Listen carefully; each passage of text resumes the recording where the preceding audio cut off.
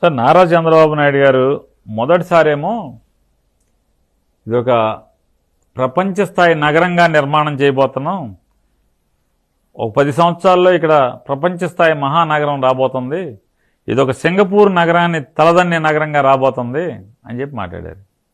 ఇవాళ మళ్ళీ మున్సిపాలిటీ అంటున్నారు. మరి ఆ రోజు చెప్పిన మాటలన్నీ అప్పుడు సింగపూర్ వాడు ఉన్నాడు ఏడి, వాళ్ళ సింగపూర్ వాడు ఏడి సింగపూర్ వాడు ఏడి అంటున్నాను. సింగపూర్ కడతా అన్నారు కదా, ఏమైంది సింగపూరు?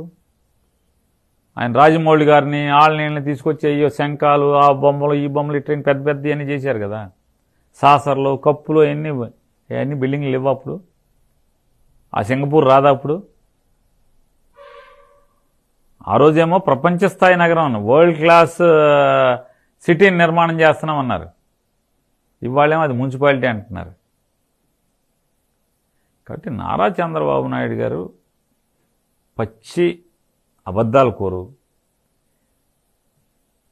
నమ్మించి నట్టేట్లో ముంచడంలో, అరిచేతిలో వైకుంఠం చూపించడంలో, ఆ తర్వాత నిర్దయగా పీక కొయ్యటంలో ఆయన్ని మించినటువంటి రాజకీయ నాయకుడు ఇంకెవడు ఉండడు.